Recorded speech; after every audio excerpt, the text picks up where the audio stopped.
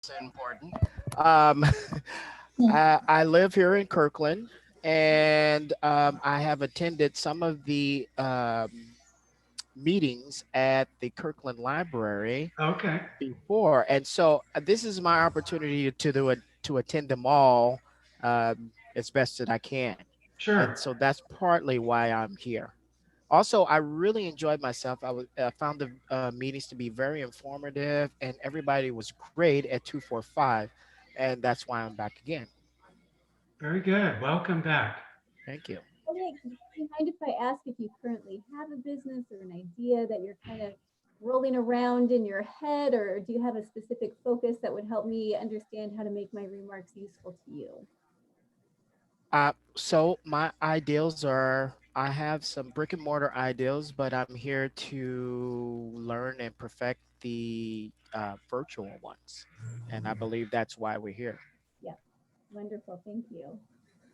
Thanks, Elliot.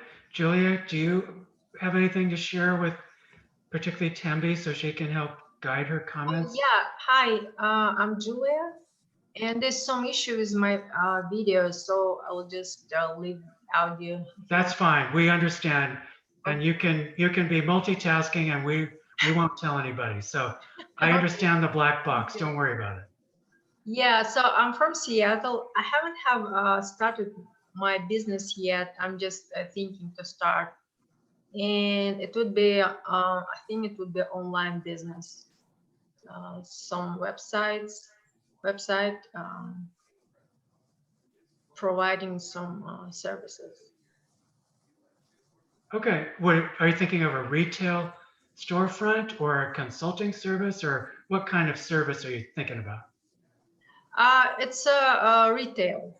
I think Okay, a service, yeah, retail retail. website. But it's not sales, like, I'm not gonna sell anything. It just I will sell services, but not mine, but other people's services. So Okay, you'd be like an aggregator for yeah, third-party service offerings. Okay, yeah, fair enough. something like that. Okay, very good. And just so everybody knows, I just did hit the record button. So the goal is to record the session and then we'll post it to the Startup 425 website and at the library website. So just be on your best behavior. Don't say anything you would regret. So with that, I will stop talking and I will allow Tembi to give us more of her background and to take us through the content for this evening. Wonderful. Thank you, Duncan, and thank you, Ellen, for the invitation to share with you guys tonight. It's always an honor to work with entrepreneurs and people who have business ideas. It's not easy getting things off the ground and figuring out all the things you need to do to make a business work. So, hats off to both you, Julia and Elliot, and everyone else who has even thought about trying to do something different. It takes some courage to do that. So, well done. A little bit more of my background. I worked in the healthcare sector, in particular, helping companies identify markets to sell their healthcare related goods and services. I did that, as Duncan mentioned, for 16 years. And then I decided to take about a year and a half and volunteer my professional skills all throughout Southeast Asia and Africa. So had quite an adventure traveling through 22 different countries, working with dozens of different organizations, everything from schools to orphanages to economic development agencies. And a lot of what I did was train entrepreneurs. And just as a philosophical encouragement and aside for you guys, one of the takeaways from my travels and journeys in developing countries separated out so much of the effort placed around sort of traditional development work. And through my time there, I became convinced that the only way some of these poorer countries are going to have any sustainable advancement is simply by teaching entrepreneurship and encouraging businesses to develop and helping them flourish. Everything else has an endpoint. When the money leaves, all those efforts leave. If you help people create sustainable businesses, then you create prosperity that solves all the rest of those issues that non-governmental organizations and international nonprofits are trying to solve. So for you guys, Julie and Elliot and others out there who are launching into your own business, you really are, and I don't say this facetiously, but you're making the world a better place. So thank you again for that effort and that courage to take that step out, create jobs, create prosperity, and I wish you the best of luck in doing that. It's a fun adventure.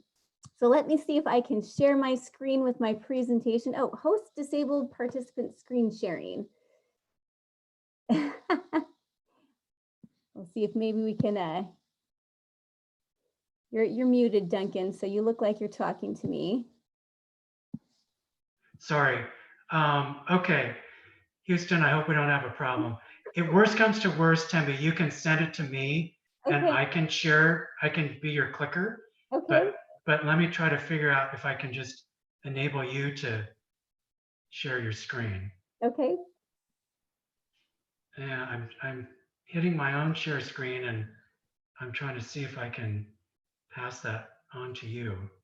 Well, let me just, I'll email my presentation to you real quick right now. Okay, I think that might be the best.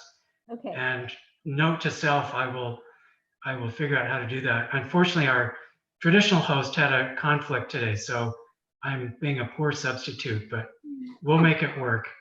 If you Sure. send me your stuff, I will get it and do it that way. Okay, it is loading up. And while that is on its way, this is a total extra slide that didn't get in there, but anytime you're doing anything virtually, including running a business and engaging with people, always have a plan B because things like this happen all the time. So I didn't include that in my slides, but it is a very important part of any sort of organization, but especially when it comes to technology and virtual engagement. You always got to have a backup. So that's a freebie for you tonight. So I just sent my slides over if they're coming through. Not seeing them just yet, but hopefully I will here. Well, I'll just go ahead and start talking about the topic and maybe. Okay, they just came through. So if you want to hang on just one moment, I can queue them up for you.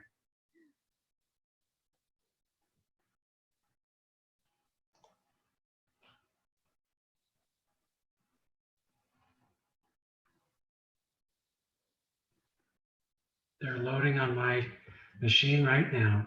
Okay.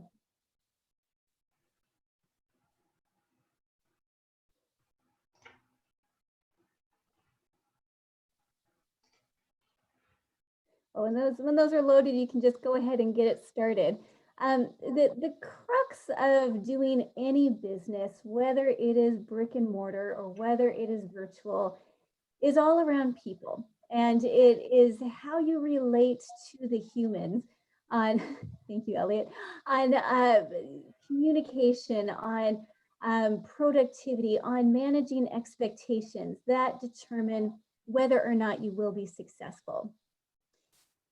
I used to work for the government, and I would often help people understand the role of policy negotiations by taking it down to the people. So when you hear that the United States and China are in negotiations together, you often tend to think about these, giant big entities that are almost overwhelming. And when the United States and China come to an agreement, it seems like it's this huge thing, and it is. But when you come down to what actually made that agreement work, you're talking about two individuals and often a team behind them, but it really is two individuals sitting at a table coming to an agreement. It's, Jennifer on one side and it's her counterpart from that other country on the other side. And if they don't get along with each other, it's less likely that an agreement will happen. If they happen to click and have a good conversation and build a warm rapport, it's much more likely that they will work to find places of agreement. So it takes this huge concept of international negotiations and really brings it down to my friend Jennifer and her counterpart deciding what they want to agree on at a table. And that principle holds true with any type of negotiation, with any type of business, and all the more so when you're looking at something where you're not in person, where you're not sitting across the table from somebody. You have to really invest in the humans that are sitting on the other side for any of this to work. So if you want to go to the next screen, the next slide, I've kind of thought of the 4 different areas of virtual work with a little bit of an acronym that brings life support. So OCPR, right? CPR being your life support that you work on. And those stand for onboarding, communication, productivity, and relationships. And we'll talk about each one of these in person, but there really are some general principles. Again, whether you have a brick and mortar company, there's a lot in here that's applicable, and all the more so, it's just extended when you have a virtual company or you are working in a virtual environment. So next slide. So we'll talk actually for on 2 different sides. One is your employee relationship, and then quickly we'll take a look at client engagement. And client is an overarching term that I'm using to also include your suppliers, your partners, anybody who's not an employee on the other side of your business relationship. So particularly if you are looking at doing business internationally, overseas, we'll talk a little bit about how to be successful in that. But again, these principles are useful for any clients that are not sitting in front of you face to face. So next slide. So onboarding, how you start, the beginning really is critical to ensure that you are successful with bringing new employees on board. Next slide. A couple of quick statistics here that just reiterate how you begin is so important. 69% of employees are more likely to stay, maybe back one slide again, there you go, for 3 years if they're onboarded well. 20% of employee turnover happens in the first 45 days. If your employees get a bad taste in their mouth, this place is a disaster, they're a mess, they have no idea what they're doing, they're not going to stick with you, and all that time and investment that you provided in that initial onboarding is going to be wasted, and you're going to have to do it again. 58% of employees who went through a well-organized, structured program are much more likely to be with the organization after 3 years. So doing it well means that they want to stick with you. And 50% greater new hire retention if your onboarding is standardized and programmatic rather than just a haphazard approach. So those are just some ways to encourage you to put some time and attention into how you bring new employees on in your company. Next slide. It's always going to be harder onboarding remotely. You have to make that extra effort to communicate, to think through, and you don't get the benefit of sort of that rapport that you get in person. So how do you do this well? First, I think, is to not expect your onboarding to look the same remotely as it does in person.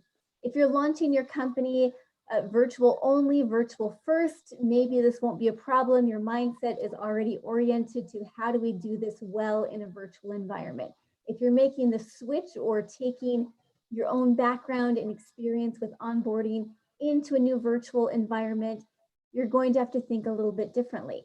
First is to create some extra time and breaks. If your initial idea is I've got 8 hours or I've got 3 full days of training to get my new employee on board, understanding all of our procedures and processes and paperwork, they're not going to be able to sit in front of a computer screen and stare at the camera for 3 full days at 8 hours at a time.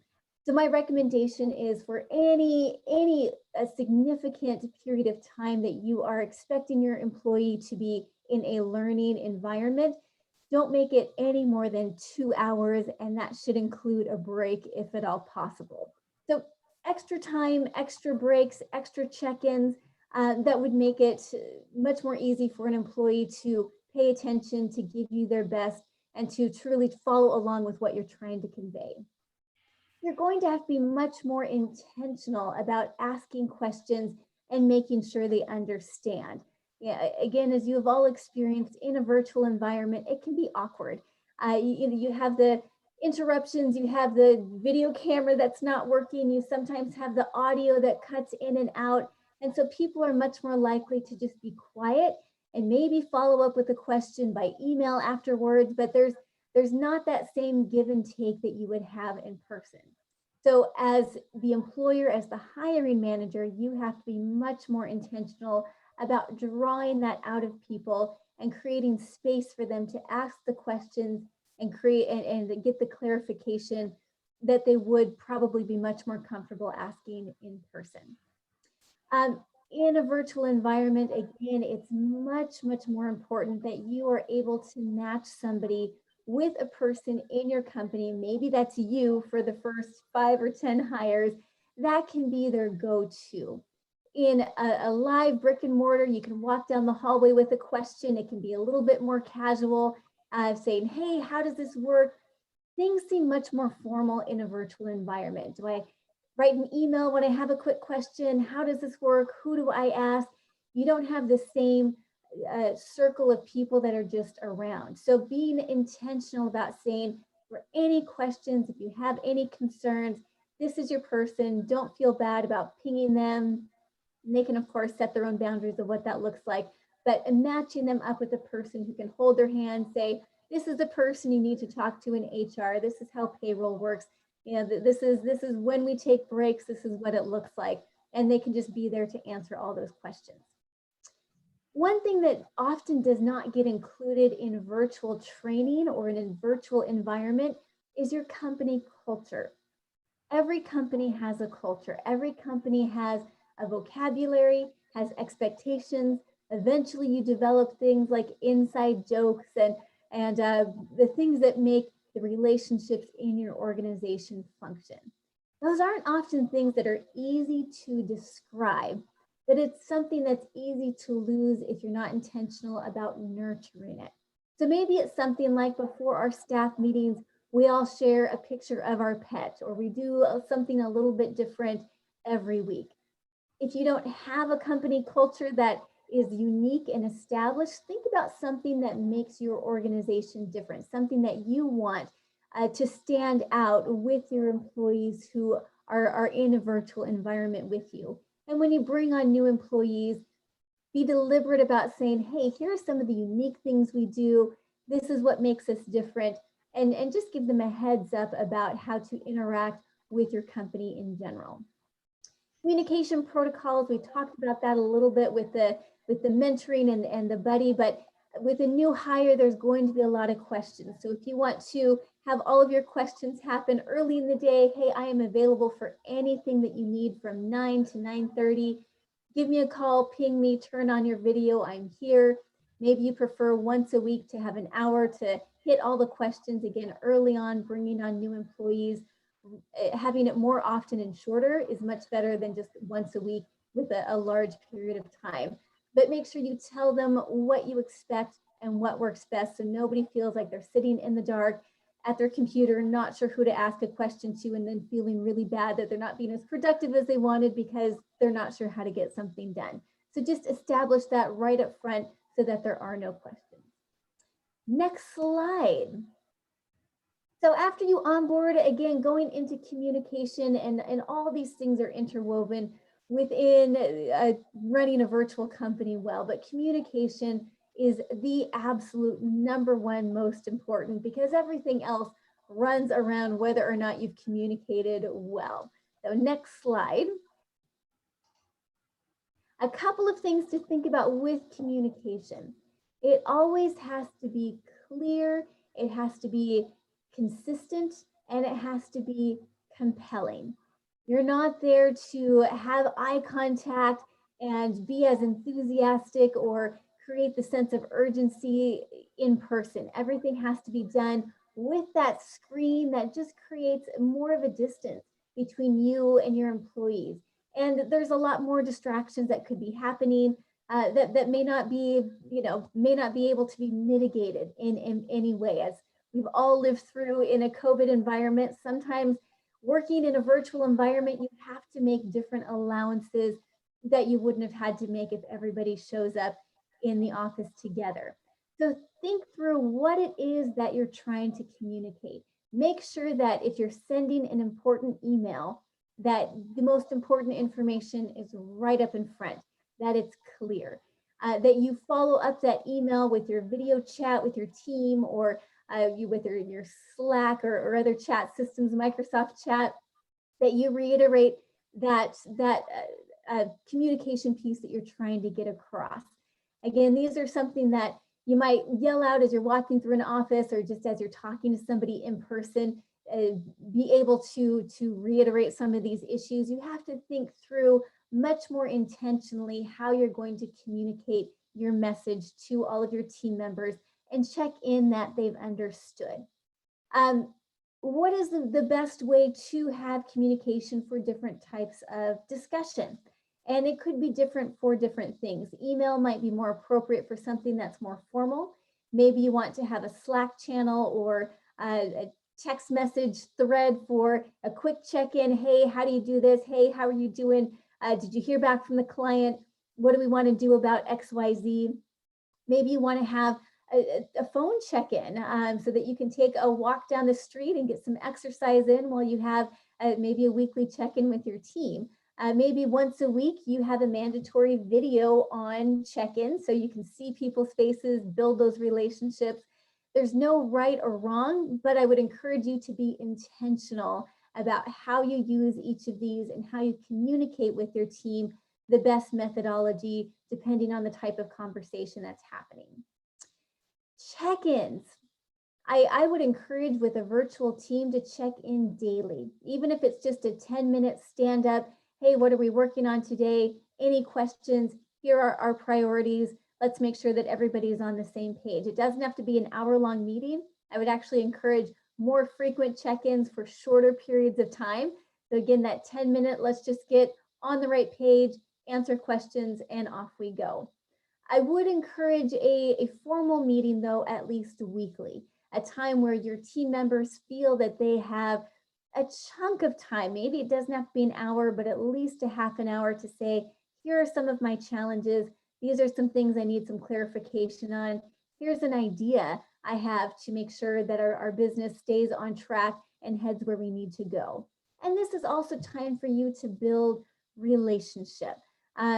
It shouldn't always just be 1, 2, 3. This is what I need from you. This is your score chart on productivity. What's going well, what's not going well. But create time in these meetings to ask about someone's weekend. How's your family? As appropriate with what you've established on how personal you want to get. But if your employee feels comfortable with it, to get a little bit personal. How long have you lived in town? Build that relationship, because that's what you miss the most when you're only working in a virtual environment. The last part of respond regularly, when you don't have the ability to knock on someone's office door and say, hey, did you get my email? As the employee, it can feel like you're nagging, like you're annoying to send those emails again, those chat messages. Did you get that? But they may really need to hear back from you. So make it a point when you're in a virtual environment in particular to be as responsive as you can, not to let those emails sit unanswered. Just get back to people, clear it off your deck so that they can continue to go and get the projects done that they need to get done. Expectations for remote meeting. I heard Duncan talk about, you're multitasking while you're in your meetings or your webinars, and that happens, and that is totally fine in a lot of areas. When you are running your own staff meeting check-in, or if it's a really critical training, I would actually encourage you to request that your employees or your teammates give the same attention as they would in person. That means shutting down email, shutting down all other programs, putting away phones, and giving it their full attention. We often overestimate our ability to multitask, and you end up at the end of the meeting, when you're doing too many things at once, with a vague idea. You can pop in and give an opinion, but you're not following it, and you're not able to engage like you would if you were giving it your full undivided attention. So when you're running these meetings for your organization, I would simply request that your team members put everything away, treat this meeting like they're there in person, giving you eye contact as much as possible, and not have a lot of other distractions. The last part on communication, and we talked about this a little bit during the daily check-in, is how do you encourage people to build relationships? There's something different when you are working virtually that it feels like a lot of interaction and communication maybe is more of a time waste when you should be working and producing and focused on your work. But those relationships are a critical piece of what makes your company function. And people have to build trust, they have to build understanding, they have to build that shared culture, they have to build that common understanding. And you need to create that time and allowance for people to have fun conversations, catch up with each other, and develop those relationships. Obviously, there's boundaries and things that are important. You may need to say, okay, it's been 20 minutes, time to get back to work, folks, like you would if you were walking past the water cooler. But being intentional about giving people permission to have those conversations and create time in their day to build that relationship. A lot of ideas, a lot of informal connections, things that people don't realize that they needed to know come from those type of conversations. And that's often what's lost in a virtual environment. So create those areas and spaces for those relationships to flourish as much as you can, and your communication will benefit from that. So next slide. Productivity. This is a challenging one, especially for newer bosses that aren't quite sure, how is this going to work when I can't see whether or not you're at your desk? I can't see if you're working. How do I know that you are producing and doing what I paid you to do?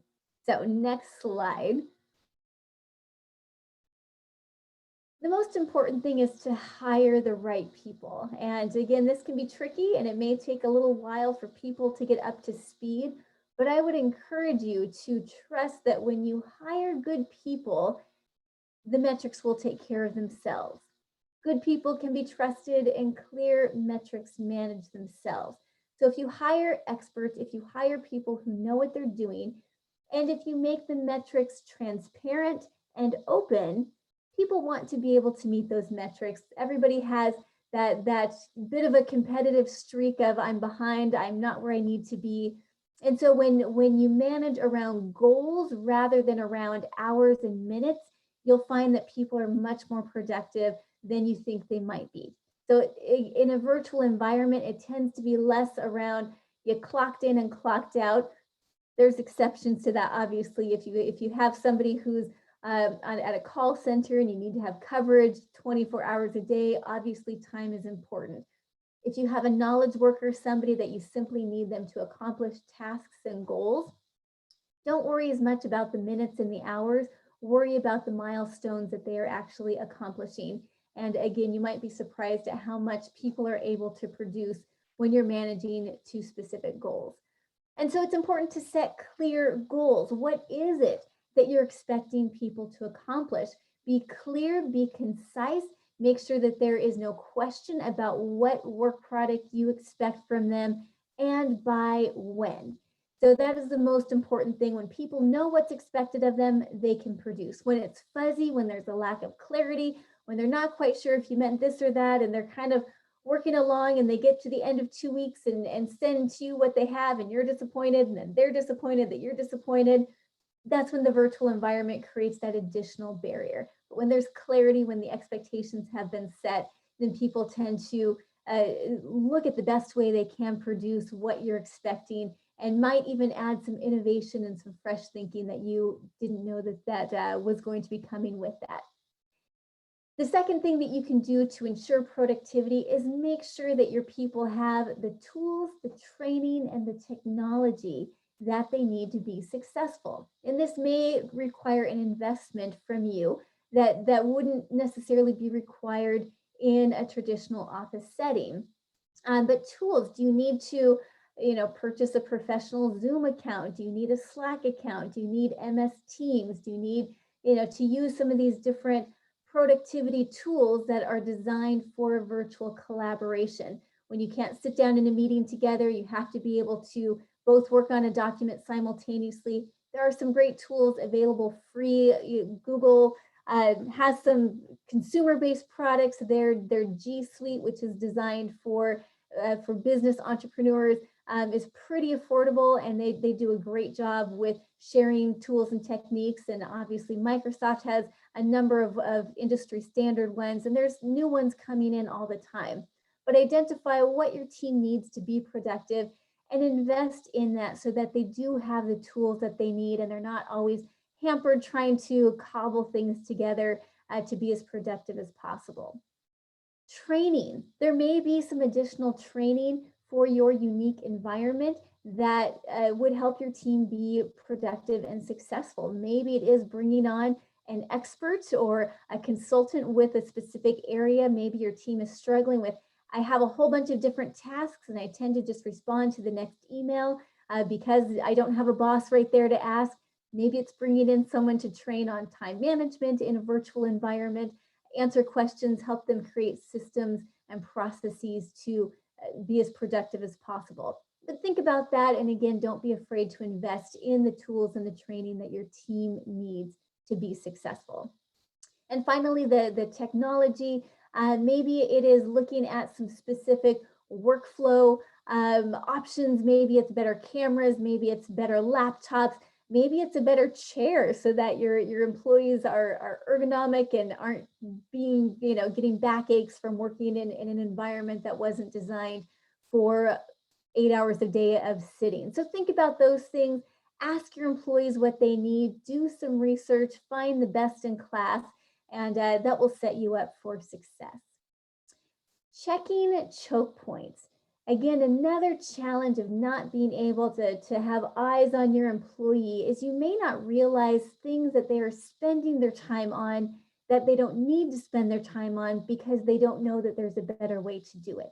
What are those choke points that there could be a solution, but they don't even know that it's a problem or that there's a better way to do it? So asking again, hey, how are you spending your time? Are there areas of frustration? What would make this project be streamlined much more efficiently? And maybe you have some ideas of how to clear some of those choke points out. But that will take, again, that communication, that idea of ensuring that you know where those choke points are that your employees may not, and helping them solve some of those problems. So that's productivity. Don't be afraid to invest, to spend some money. It will pay for itself when your employees are able to produce as quickly and as efficiently as possible with the tools, training, and technology that they need to be successful. So next slide. I have a question. You mentioned about the Microsoft tool for productivity. Can you tell again how it's called? Microsoft has a whole suite of tools. They have a collaboration tool called MS Teams for chat and video conferencing as well. They have SharePoint, which is used to a shared Office drive to save and collaborate on files simultaneously. Of course, their traditional, Word and Excel and PowerPoint and all of those. OneDrive, which is their cloud option to be able to save all of your products through Office 365 on the cloud online rather than directly on your computer are some ones that immediately come to mind. And I don't know if Duncan or Ellen, you can think of any others off the top of your head, but those are the ones that I know of that are particularly useful. Those are the ones I'm familiar with. Microsoft Teams in particular, I seem to bounce throughout the week between Microsoft Teams, Zoom, and web something or other. But yeah, you rattled off more than I could think of. So I think that's a pretty good thumbnail sketch of Microsoft. Oh, okay. I'm just wondering if there's any universal tool for that includes sharing communications, or you need to use multiple like Slack, Microsoft Team. So is there any like? I would say within the Microsoft suite, you can hit all of your communication needs. Some tools do things better than others. So I wouldn't, if Microsoft answers all of your business needs, it's fine to stick with them. But If Slack does some things better that you want to incorporate their tool, go for the best tool for your company needs, not just the cheapest or the one that comes all included. If there's a Well, different tool that meets your price needs. also important if you just start business, you know. Okay. Okay.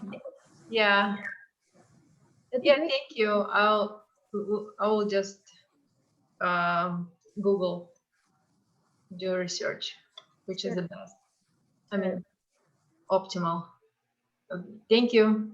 Sure, absolutely. And at the end, if you have, a specific scenario that you're looking to answer, we could brainstorm together as far as what tool might be the best one for you to look at. Okay. Thank you, Dembe. Sure. One of the biggest challenges on productivity from the employee side is this question. I managed a team of 200 people based around the world for 6 years. And once a year at least, I tried to call everybody on my team just to check in. How are you doing? What do you need?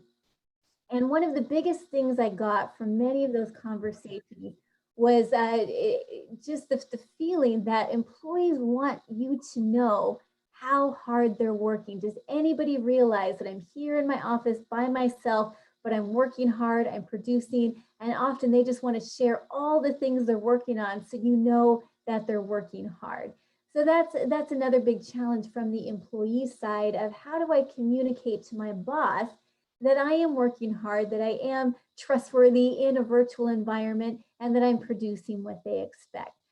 So realizing that as an employee or as an employer, you want to make sure that you're getting your money's worth from your employees, but your employees, on the other hand, have that same concern and question of how do I make sure that my boss knows that I am working, I'm working hard, and I'm doing a great job for them. So next slide. A way to make sure that you're answering both of those issues is to not neglect recognizing accomplishments. And a lot of this is basic employee management, but again, being all that more intentional about it in a virtual environment. Talking about maybe weekly wins. Hey, what are some successes we had this week?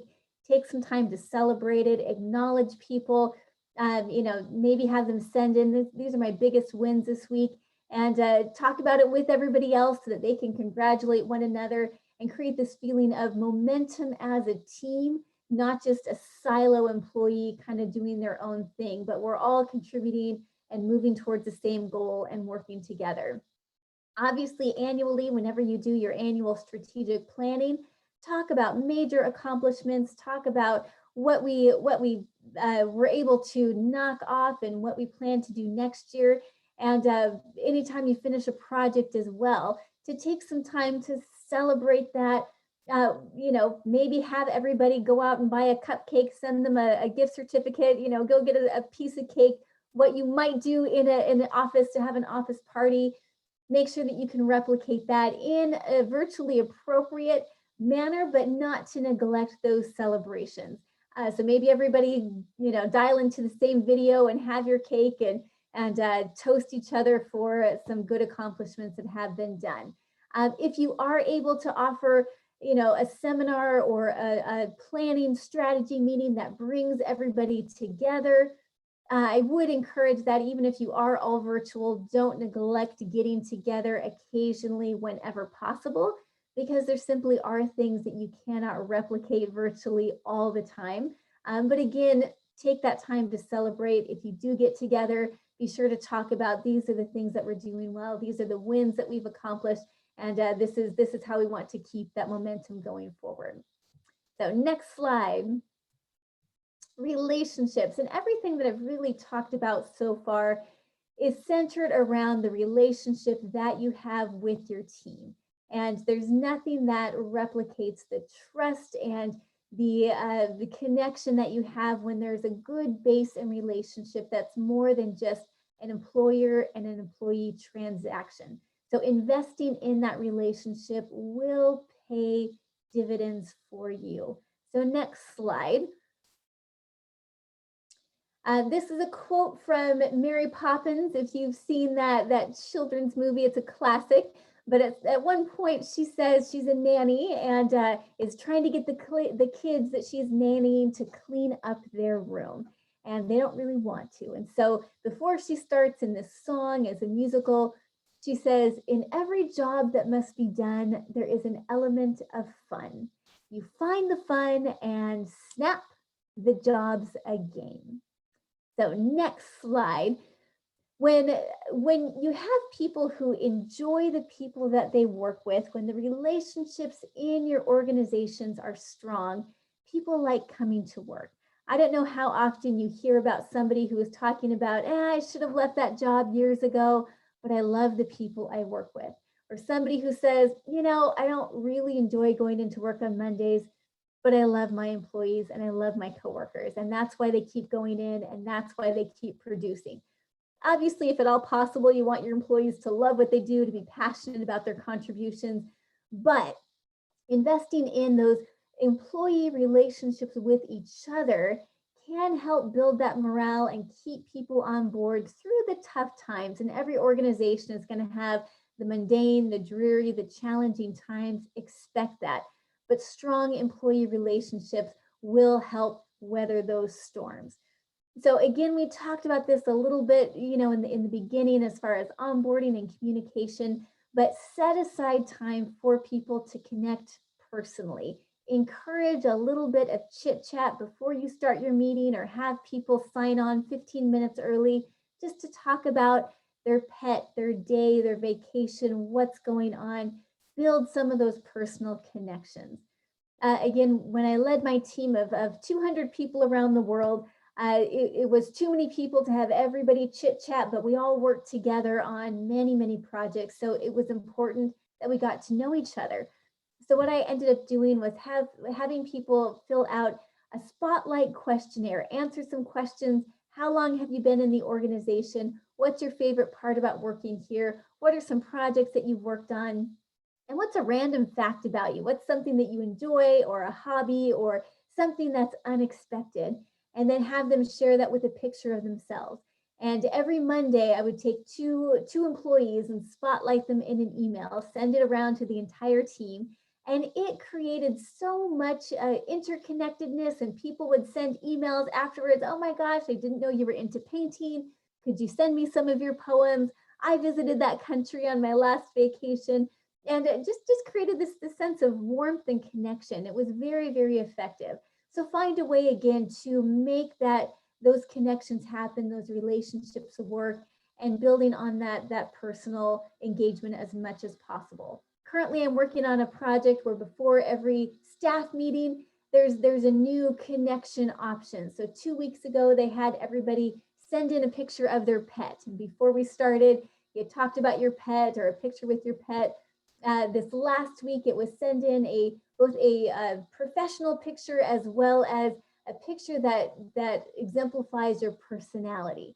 So we sent that in and then talked about an unusual fact about yourself, or some things that somebody might not have known about you. And all those just contribute to those personal outreaches that again spark a lot more work-based ideas and thinking that may not have happened if you didn't have that personal connection. And once again, when you can, do invest in in-person meeting. Virtual is great. You save a lot of money not having to pay rent on an office, but nothing replaces face-to-face engagement and connection if at all possible. So don't shy away from that. If at all possible, at least once a year, get together in person. If you're working remote, but all still in the same town, like we're all going through with COVID, if you all live in Kirkland, but just have to work from home and you're able to get together in a COVID safe environment, or if there's another application for that, even once a month saying, hey, let's get together, have a meeting, connect in person, check in, how are you doing, can go a long, long ways in making your virtual environment effective and efficient. So next slide. So that kind of covered the employee side of things, and those are the most important that I want to engage, because when you have the best employees who are paying attention and who are good at their job, and who are looking at the ways that they can make your business successful, some of the rest of this will take care of itself. But I do want to spend just a little bit of time talking about how to apply these same ideas when trying to identify and maintain international partners. And that could be not just international, that's my perspective, but any buyer, supplier, partner, or customer who is not available right in front of your face. And my basic premise is they're humans too. So all of these techniques and tools we just talked about should be applied to those relationships with your business partners on the other side as well. So next slide. Onboarding clients, what does that mean? Well, how do you identify your buyers and your distributors and people who are going to represent your product where you cannot? So that can be maybe in Florida, who's going to be the person who's responsible for selling your product in a different region of the United States or in an entirely different country. Traditionally, you could look at trade shows. Those are not happening right now. So you have to get a little bit more creative.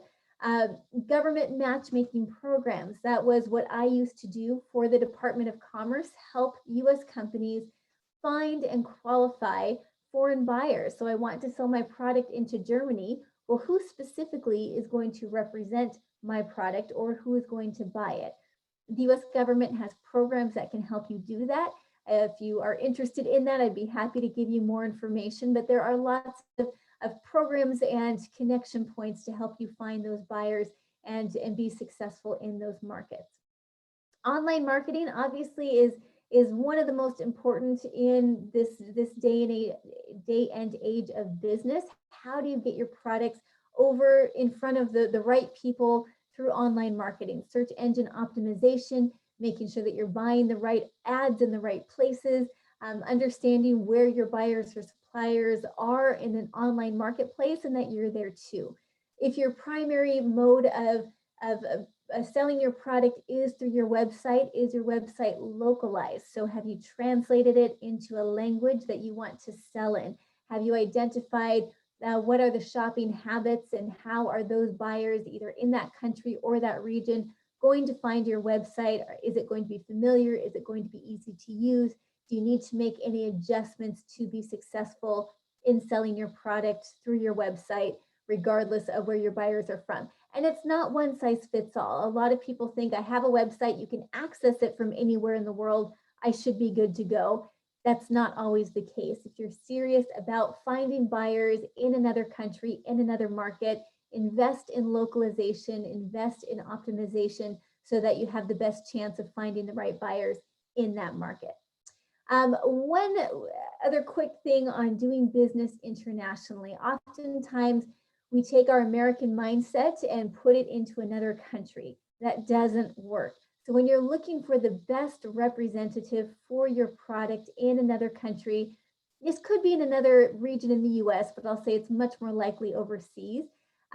Get out of your expectation of what works in the United States. For example, at the bottom of the slide, I have who they know can be more important than what they know. We'll talk about this a little bit more at the end of my presentation, but relationships in foreign markets are 100 times more important than they necessarily are in the US. So if you're trying to decide between two distributors, one who has a deep history in your industry and seems to represent the right products, or you have the niece of the prime minister and it's important that you can sell to the government, go for the who you know, go for the person that has the connections and the networks rather than what maybe seems like it's best on paper. And again, the US Embassy in that country can help you make some of those determinations and think about things. But the larger point is, it's not always easy just to take your business model from what's been successful in the US and plop it into another market. You do have to customize, you have to make some changes and adjustments to be successful. Next slide. Vetting. So once you've identified who is going to buy or represent your product, how do you know that they're who they say they are? And here's just a couple of quick things. We won't spend a whole lot of time on this. You can talk to their bank. You can ask them for other references of people that they've done business with. Follow up, make those phone calls, ask if they've been a representative that has followed through on their sales expectations and has provided the support and service to the end users that you would expect.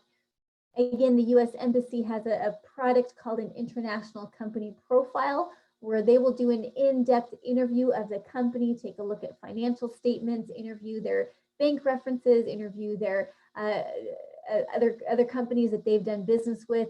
It's a fee-based service, so it's not a free service. You do have to pay for it, but it's a pretty good bang for your buck. And if you are concerned about making sure you want to know who this company is before you sign a deal with them, I would encourage you to invest in a little bit of vetting before you go through with that.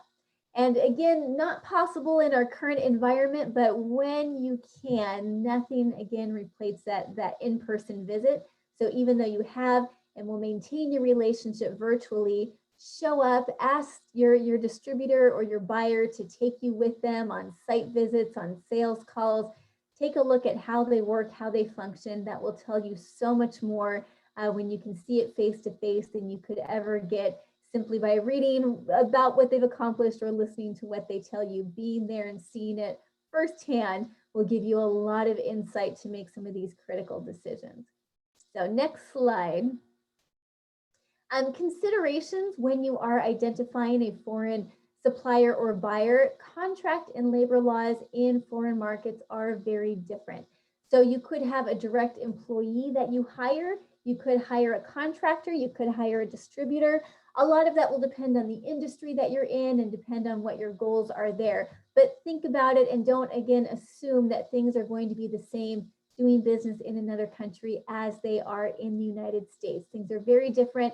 When you're doing business in a foreign country, you are under their laws and you have to respect what their labor laws are, their minimum wage, whatever else it is, you have to comply with that or you will not be able to sell in that country. Intellectual property rights is another very important aspect to consider when you're doing business overseas. How do I make sure that the product or service that I'm offering isn't going to be ripped off and my supplier will start representing this product as something that they invented and take all of my profits and register my trademarks and my patents. There's a lot of tools out there and I won't go into it all right now, but think about it, research it. Again, I can provide some additional resources for you if you have questions, but just don't assume that everything is going to work the way it works here. Take a look at intellectual property and make sure that you protect your product and your business and your right to sell in that market. So at the end of the day, trust but verify. Your partners have to be somebody that you have built trust with, but make sure that you ask questions, you do the background research, and you don't make assumptions about anything. So next slide. Communication, again, with your foreign buyers and clients, just as important as with your employees. Next slide. Some things to think about. To keep them in the loop. Are they getting the training that they need? If they are representing your product, are you giving them the latest updates about improvements and things that you've discovered that works well? Are they in the loop just as much as your US-based employees about how to be successful in selling your product or service in that market? Are they getting the support that they need? If something breaks, is repair possible in that country? Are they trained to do customer service if it's a service that's in there, to make sure that everything that you have promised your US companies that keep your business consistent and successful in the United States is provided to overseas buyers and clients as well? What kind of incentives are you offering them? Do you have a bonus structure in place? Do you have a reward system for your top salespeople? What kind of encouragement are you giving them to be the best salesperson that they can be in that market? Are you expecting market research from them? You should be asking them who the competitors are, where they rank. Why should you stick with them? If they are a contract person or a distributor, should you go to their competitor? If they're a direct employee, make sure that they let you know where you sit in the market. And if it's practical, verify that with outside market research as well. So if you are in the healthcare space, how many hospitals are in this market? What size are they? How many doctors are there? How many procedures are done that would use my product or service? Make sure that you are getting all that information so that you can make some assessments as to whether or not the sales that you're seeing are in line with what would be expected or your projections. Next slide. Productivity, again, the same thing with some of our foreign buyers and clients. Next slide. How do we make sure that they are engaged? Are you setting goals? Are you using logic? And are you continuing to ask questions? So we talked about this a little bit when we talked about visiting your distributor or your client, going with them on some sales calls. Some things are different. And so your buyer may say, things work differently here. You just have to trust me. Sometimes that's true. And other times you got to use some common sense and say, with the size of the market that's here, your sales just aren't up to where they need to be. So use logic. Don't check that at the door just because you're doing business in another country. Not that it should be the same. It won't be the same. It will look very different, but there are some common sense points for you to make sure that you are getting the best out of your foreign representative that you can. And talk with other people in the industry. Maybe it's some of your competitors that you see at a trade show. Obviously, there's going to be certain lines that they won't share, but you can say, hey, have you been frustrated with some of the labor laws in this country? What do you think? Bounce it back and forth against other people who are doing business in that country or in that industry, just to check your gut instinct. Is this right? Is this wrong? Am I being bamboozled? Or is this production what I should expect from this market? So next slide. Relationships, again, if you go to the next slide there, in many markets, relationships are more important than you could even imagine. So before you do business, you have to establish trust, and that's done by building relationship. So you might have 3 or 4 meetings where all you do is talk about your family and what life is like, and exchange some gifts and show pictures. And you might try to bring up business and they won't talk about business. Maybe not for a couple of different visits until you've established we're friends. We trust each other. I know who your family is. I've met your wife. I've met your kids. I've gone out to dinner. We've had tea together. That is incredibly important. And once you've established that trust, then you can get around to business. And if you try to push business too fast, that's a sign that you're not trustworthy, because I don't know you. I don't know your family. I don't know all of your stories. So don't rush it when you're doing business in another country.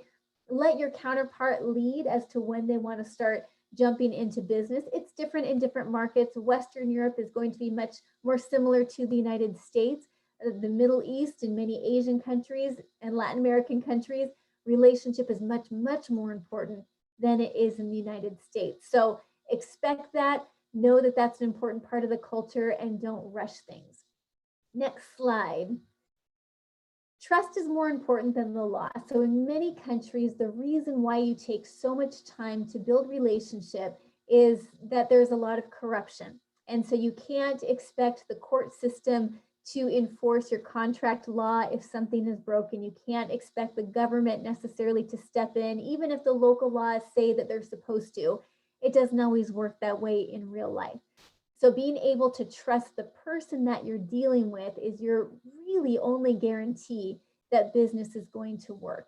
And people in these countries have figured that out. That's why they take so much time establishing that trust. It becomes a cultural thing, but it's because once you have that personal connection, it doesn't matter if there's government corruption, if the court system doesn't work well, because you know who you're doing business with.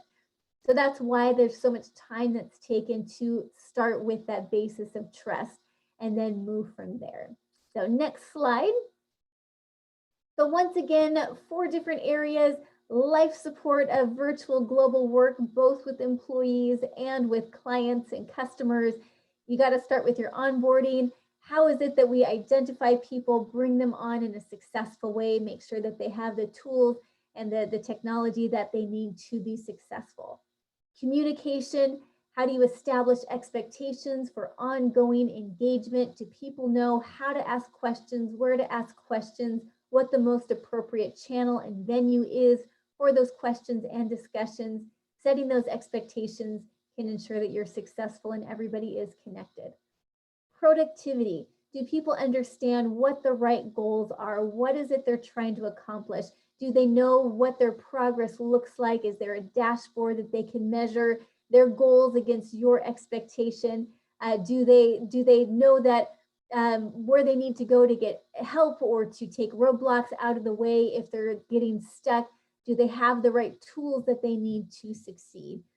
And relationship, more important than all of this, or really what underpins all of this, are those relationships. If people feel comfortable and confident that there's a good connection there, all the rest of this will take care of itself, because that relationship will carry it through the ups and the downs of technology not working and video cameras not working.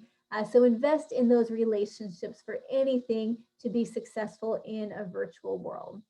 And so with that, I'm happy to take some questions or to open it up into discussion about how this specifically applies to your work. If we want to brainstorm a little bit about specific tools, technologies, case studies that you have, we can talk about what would make this applicable for you. Tembi, I have a question about productivity. I want to ask if you have any experience with software tools that literally watch a person's keystrokes. I mean, let's say you're at home and you're a software programmer and you're supposed to do X, Y, and Z.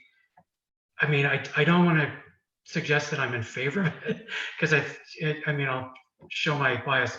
To me, it's kind of creepy. It's a little too big brother, but I'm just wondering, I have no experience with that kind of thinking or that tool. I'm wondering if you have any comments about that. Yeah, and I didn't get into some of those productivity tools because I'm kind of with you, Duncan. I'm not sure how productive they are. There are tools that you can actually watch exactly what your employees are doing, what they're typing. You can see their screen all the time. And maybe for certain employees, that's helpful. My perspective is, you know, again, there could be some solutions for specific industries that makes sense. For most people, I would much prefer to have goals that are set out and allow them to accomplish that as they can, rather than looking over their shoulder. If you were in an office environment, you wouldn't be sitting there looking over your employee's shoulder every single day to make sure that they're on task. There's been some studies that have come out of a Harvard Business Review that actually looks at this constant push for nonstop productivity ends up having the opposite effect. You get people who are stressed out when they always feel like somebody's watching, and just focus where you're nonstop working, you actually become less effective. The human brain needs time to stretch and to think and to, you know, step away from the computer every now and then, and you actually become a better worker when you're not constantly working without any break. So there are tools for that.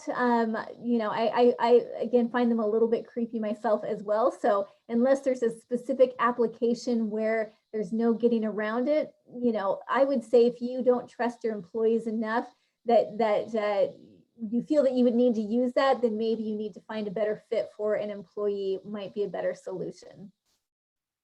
Thank you. It's a great question. I know there've been a lot of discussions about that. Yeah, I actually have the same question. Yeah. I'm also curious, how is the hiring process changes during pandemic?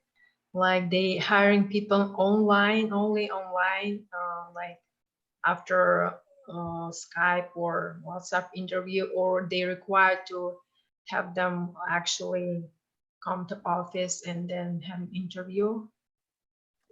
It's happening both ways. I would say the vast majority of people, if you're in an industry where it can be done virtually, so you're not, you know, an essential type employee that will have to show up there anyway, most of the interviews are happening online. If you're looking at establishing a virtual first company where your employees could be anywhere in the world, it'll be an online interview.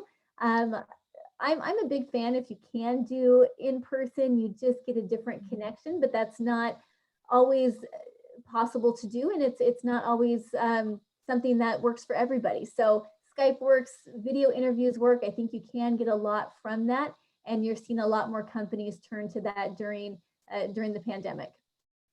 Oh, okay.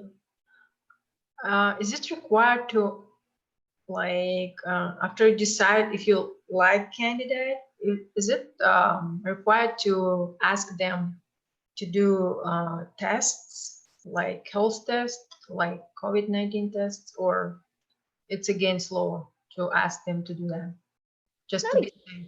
Yeah, it's not against the law. There certainly are some employers that will do random tests.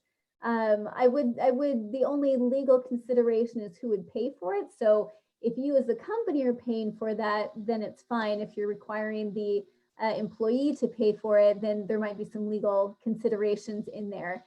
There might be something to think about as far as privacy, health privacy. So wanting to make sure that, those results are kept, confidential. I would confer with an HR specialist if at all possible to make sure that you're setting that up in a way that is complies with any legal considerations. But I know many companies do require random tests if it's not as practical to do them consistently every day. Oh, okay. Thank you. Mhm.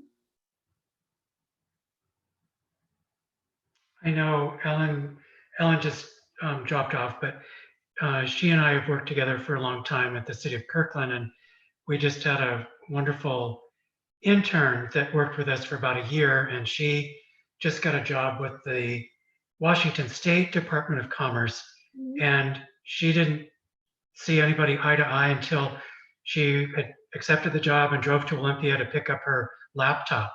So everything in her interview process was just like this, virtual. And I think, it's obviously happening. It can be done. It is being done. I can remember as far as tests go, when you said test, I thought you were going to ask about a skills-based test.